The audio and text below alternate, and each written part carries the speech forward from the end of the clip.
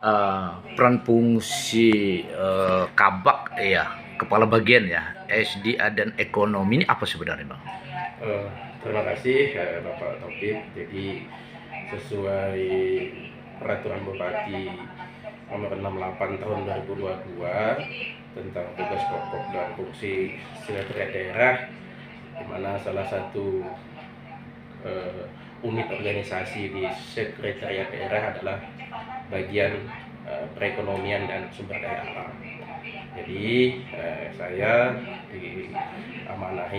diamanahkan sebagai kepala bagian perekonomian dan sumber daya alam sejak 28 April 2022. Sebagaimana nomenklatur tadi, Kabak Perekonomian dan Sumber Daya Alam, tentunya fungsi di sekretariat daerah ini adalah fungsi penunjang, Pak Taufik, penunjang dinas teknis dalam hal pengkoordinasian perumusan kebijakan di bidang perekonomian dan sumber daya alam.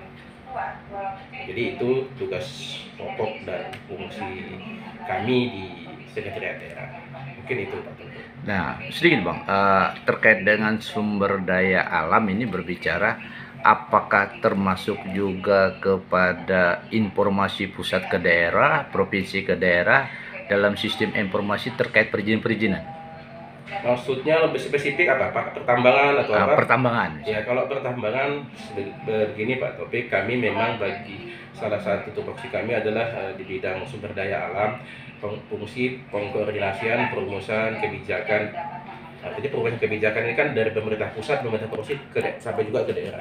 Salah satunya di bidang pertambangan. Nah, pertambangan ini sebagaimana kita ketahui dulu ketika Undang-Undang 4 2009 ada kewenangan di pemerintah daerah. Namun dengan terbitnya Undang-Undang 23 tahun 2014 tentang pemerintahan daerah, kewenangan di bidang pertambangan itu adalah di pemerintah provinsi Kalimantan Tengah. Tahun 2020 terbit Undang-Undang 3 tahun 2020 tentang mineral dan batu bara, dan di mana kewenangan perizinan di sektor pertambangan itu kewenangan pemerintah pusat. Jadi semua proses perizinan di pemerintah pusat, dan tahun 2022 terbit Peraturan Presiden Nomor 55 Tahun 2022 tentang pendelegasian sebagian kewenangan gubernur terkait untuk perizinan mineral bukan logam dan batuan, MBLB yang kita sebut. Jadi kami di daerah di sini terkait perizinan kami tidak ada kewenangan, itu kewenangan di pemerintah provinsi dan pemerintah pusat.